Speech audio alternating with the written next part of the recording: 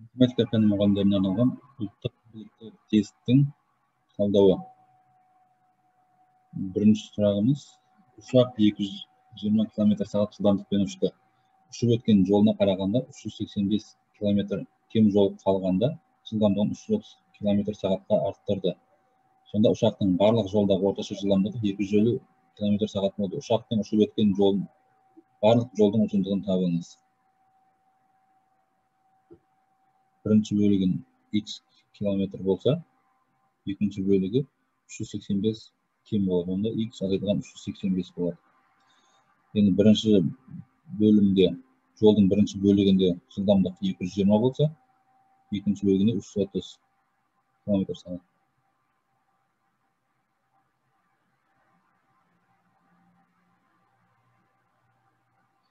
Жолдың бірінші бөлігіне кеткен уақытты T1 десек, екінші бөлігіне кеткен уақыт T2. T1-ді табу үшін жүрген жолды жылдамдыққа бөлеміз. T2-ні табу үшін де жүрген жолды x минус 385-ті бөлеміз 330-ға. Ал орташаны табу үшін формуланы пайдаланамыз. x1 қосылған x2 бірінші бөлігін, жолдың бірінші бөлігі және екінші бөлігін қосамыз. Сосын бірінші бөлігіне кеткен уақыт пен екінші бөлігіне кеткен уақыт қосамыз. Бөлгенде орташа жылдамдық шығады.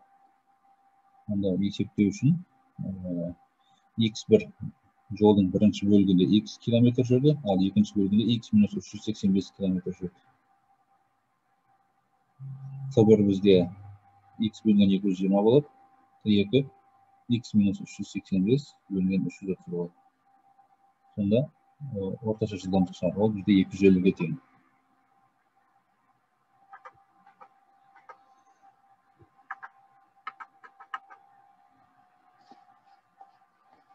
Енді бөлшектің алымында бізде 2x минус 385 шығады.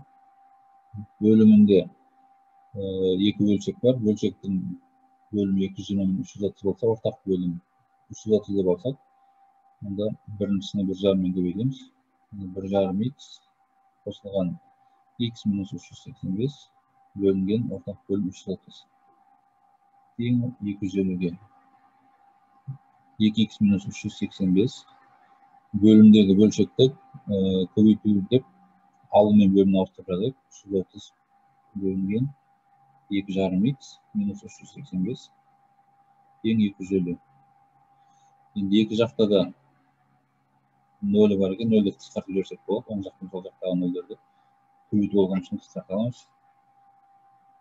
Енді бөлшектің бөлімін екінші жағына көбейту қылып өткізсек болады. Онда 33 көбейтілген 2x минус 385 болады. Тең 25 көбейтілген 2,5x минус 385 болады. Жақшаны ажырататын болсақ, 66x азайтылған 33 көбейтілген 385, бұны көбейтпей тұрсақ, оң жақта да 385 пен көбейту болады. Сонда ортақ бөлім ретінде қолдануға болады. 25 пен 2,5-ді көбейтсек, 62,5 x азайтылған 25 көбейтілген 385. 66x-тан 62,5x азайтсақ, 3,5x тең минус 33 емес, оң жаққа өтсе, қосылған плюс 33 көбейтілген 385 азайтылған 25 көбейтілген 385. Енді бізде 3,5x бар. Тең ортақ көбейткіш 385. Жақшадан шығарсақ, 33 азайтылған 25 болады. Ол 385 көбейтілген 8 болады. Енді сол жақта 3,5x. X тең 385 көбейтілген 8. 385 ол бізге 35 пен 11-дің көбейтіндісі көбейтілген 8. Бөлінген 3,5. 35 пен 3,5-ны қысқарса, ол 10 қалады. Сонда 10, 11, 8-ді көбейтсек 880 болады. Ол x-іміз 880 км шықты. Сонда бірінші бөлігінде 880 жүрді. Екінші бөлігінде 880-нен 385 аз жүрді. Кем жүрді. Сонда екеуін қоссақ 1700 alıp sadaklan 385. 1375 болады. Сонда жолдың барлық жолдың ұзындығы 1375 километр. Cevabımız D. Екінші есебimiz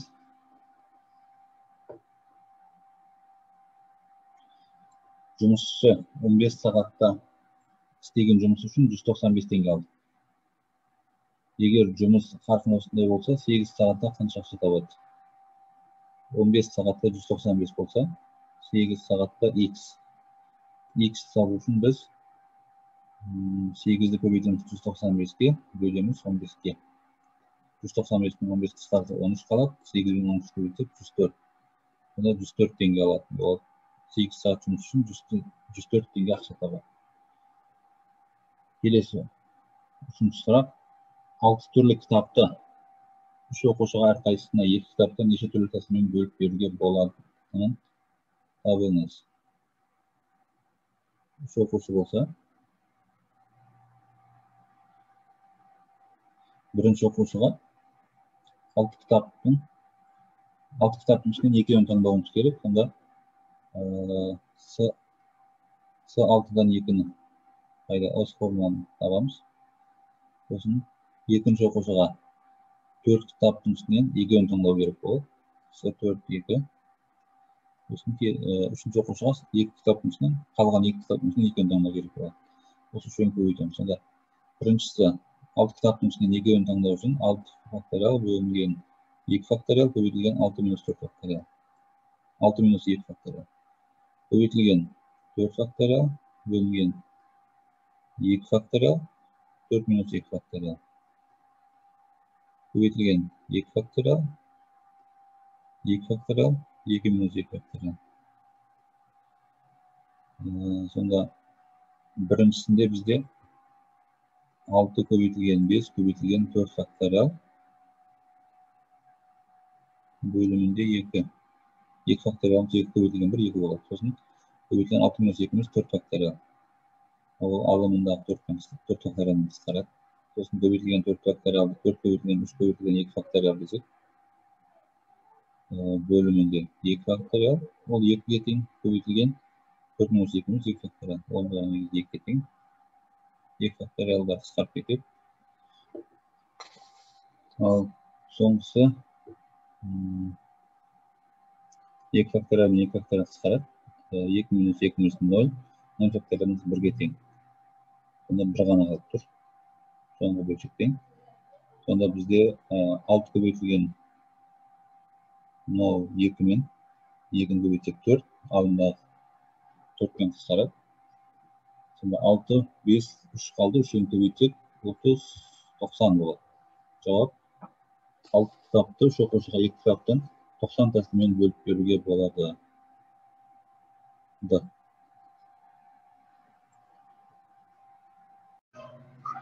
Келесі 4-ші сұрағымыз. Поезд станцияда 6 минутқа кешіктірілді. Осыдан кейін жылдамдығын 4 км сағатқа арттырып, кеткен уақытын 36 км аралықта өтеді.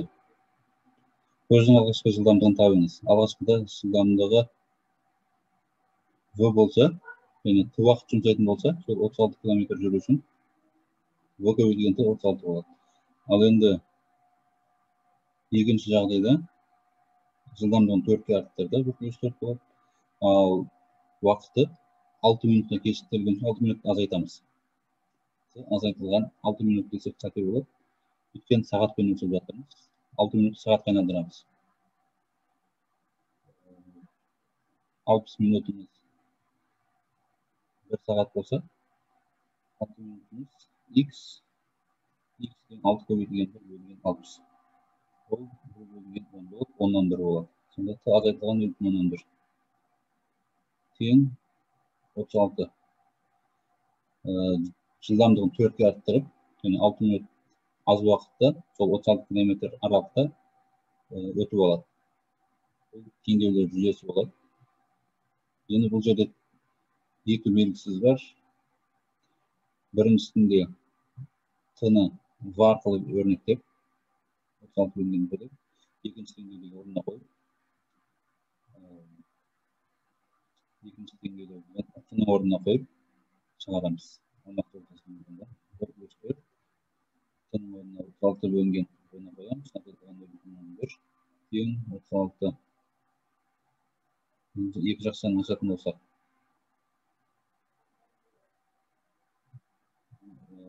екінші жақшаны ортақ бөліммен 36, ортақ бөлімге келтірсек 36 минус 0,1 v болады, бөлінген v тең 36. v плюс 4 36 минус 0,1 v-мен көбейтеміз. 36 v азайтылған 0,1 v квадрат қосылған 144 азайтылған 0,14 v тең болады. Бөлімдегі v-ны оң жағына өткізсек көбейту болады. 36 v болады. Сол жақта 36 v-мен оң жақта 36 қысқарып кетеді. Бізге минус 0,1 v квадрат минус 0,14 v плюс 144 қалды. Енді соны минус 10-мен көбейтсек v квадрат болады. Плюс 4 v болады. Минус 144 болады. Минус 1440 болады. Тең 0. Енді дискриминант арқылы есептейтін болсақ, немесе жіктесек те болады. 1440 шығу үшін 36 мен 40 көбейтсек болады. Дискриминантпен шығарсақ b квадратымыз 16 минус 4 көбейтілген минус 1440 плюстан алып кетеді. 1440 4-ке көбейтсек 5760 болсақ 5776. Ал бұны түбірін табатын болсақ, түбір астында 5776. Ол бізде түбірді табу үшін 2 саннан бөліп аламыз. Сонда біріншісінде 57, оң жақтан бастап 2 саннан бөліп келеміз. 76, 57 болады. Оң жақтағы сонда 57. 57-ның түбірі 7-ге, ең жақын түбір 57-тен кіші болатын. Квадрат 49 бар. Онда ол 7-ның квадраты. 7-ні жазамыз. 7-ның квадраты да 49. 57-тен 49 азайтсақ 8. Сосын оң жақтағы 76 түседі. 76 түседі. 876 болды. Енді 7-ні 2 еселейміз. 14. 140 жұлдызшаның орнына бір сан болады. 2 жұлдызшаның орнына да бірдей санды қоямыз. Сонда сол екеуін көбейткенде 876-ға жақын сан шығу керек. 144 болса, 144-ті 4-пен көбейтсек 576. 145-ті 5-пен көбейтсек 725. 146-ны 6-мен көбейтсек 840, 876 болады. 6 болса 876 болады. Азайтсақ 0. Онда жұлдызшаның орнына қойғанымыз 6 болып, 7-тен кейін 6-ны жазамыз. Сонда 5776 деген 76-ның квадраты. Осы туралы бір видео бар. Жоғарыда ссылкасын қойып қоямын. Квадрат түбірі калькулятор есептеу туралы. Сонда 576 дегеніміз бізде 5776 ол бізде 76-ның квадраты болды. Енді x1 тең минус 4 қосылған 76 бөлінген 2. 76-тан 4-ті азайтсақ 72, 2-ге бөлсек 36. Бұл жерде x-іміз v болады. 36 километр сағат. Ал енді екінші v2-міз бізде минус 76 десек, минус 4 минус 76-мыз минус 80, минус 40 шығады. Жылдамдық деген тек қана оң сан болады. Онда жылдамдықты таптық, бастапқы жылдамдығы 36 километр сағат болады. Жауабы D.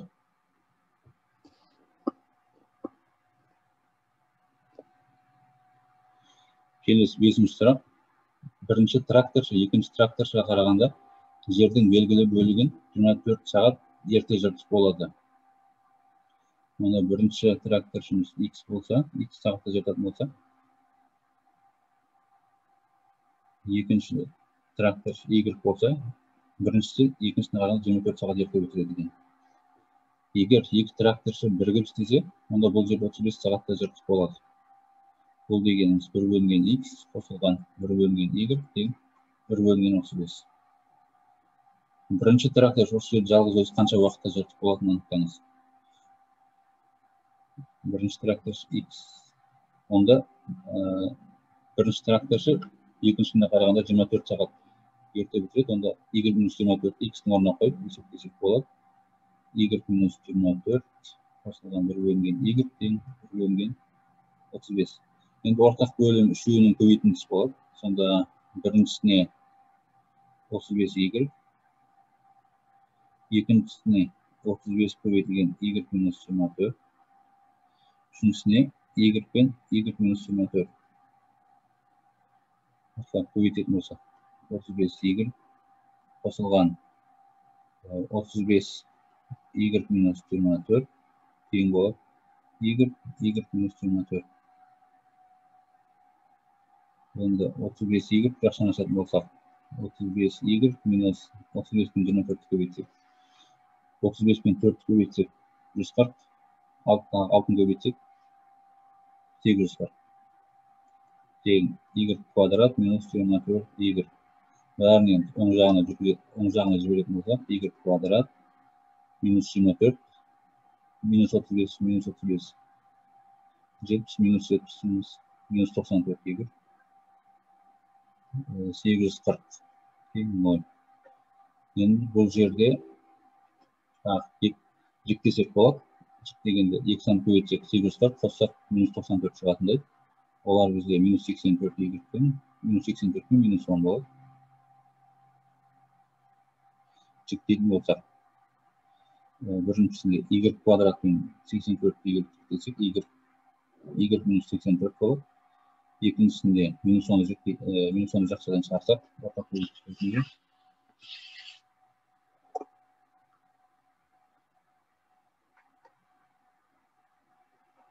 Y минус 84 қалады. Тең 0. Енді Y минус 84 ортақ бөлікші болса, Y минус 10 болады. Тең 0. Онда бұл жерден Y тең 84 шығады, және Y тең 10 шығады.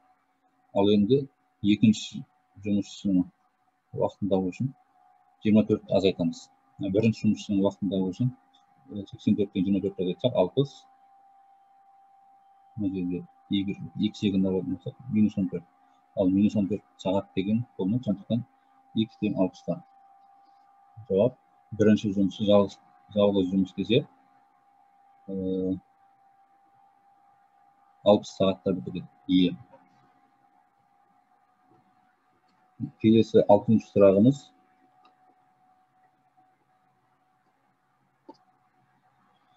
Қалайы мен қорғасыннан тұратын 36 кг қорытпаның 45% қалайы, қорытпада 60% қалайы болу үшін қанша қалайы қосу қажет екенін табыңыз. 36 кг қалайы болса, оның 45-і 36 кг қорытпа, оның 45% қалайы. Сонда 36 мен 45-ті көбейтсек, қалайының килограмм шығар. 36 көбейтілген 45 бөлінген 100. Ол бізде 45 пен 100 5-ке қысқарады. 20, 9, 20 мен 36 4-ке қысқарады. 9, 5. 81 бөлінген 5. Ол бізде бөлсек 16,12. Сонда 36 кг қорытпаның ішінде 16,12 кг қалайы бар. Қалайы. Ал енді оған тағы қалай қоссақ, X килограмм қалай қоссақ, 16,12 плюс X килограмм қалайы болады. Ал қорытпамыз 36 плюс X килограмм қорытпа болады. 36 плюс X-тің барлық қорытпаның массасы 36 плюс X болса, оның 60%-ы 16,12 плюс X болады. 36 плюс X көбейтілген 60 бөлінген 100 тең 16,12 плюс X. 20 қысқартсақ 5, 3, 5 оң жағына кетсе көбейту болады. Onda жақшанастық 108 плюс 3х тең 81 плюс 5х. Минус 2х тең 81-ден 108 өтсек, минус 27. Сонда х тең 13 жарым. Сонда қорытпадағы қалайының массасы процент 60% болу үшін оған тағы 13,5 килограмм қалай қосуымыз керек болады. Жауап Е. Келесі 7-ші сұрақ. 1, 7, 31, 127, 511 тізбегінің жалпы мүшесінің формуласын жазыңыз.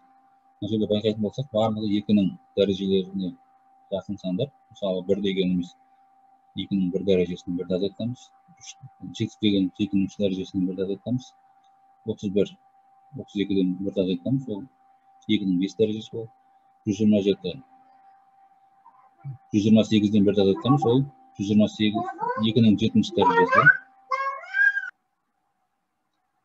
Соларды 2-нің 1 дәрежесін 1, 2-нің 3 дәрежесін 1, 2-нің 5 дәрежесін 1, 2-нің 7 дәрежесін 1. Байқасақ, тек қана 2-нің тақ дәрежелері. 1-ші дәрежесі, 3-ші дәрежесі, 5-ші дәрежесі, 7-ші дәрежесі. Енді тақ дәрежелерді жазудың формуласы 2n плюс 1 және 2n минус 1 бар. Енді бірінші санымыз бізде 1-ші дәреже болса, онда n-нің орнына 1-ді қойғанда 1 шығу керек. Біріншісінде 1-ді қойса 3 болады, екіншісінде 1 болады. Онда формуласын мынаны таңдаймыз. 2-нің 2n минус 1 дәрежесі азайтылған 1-ді. Сонда жауап Е.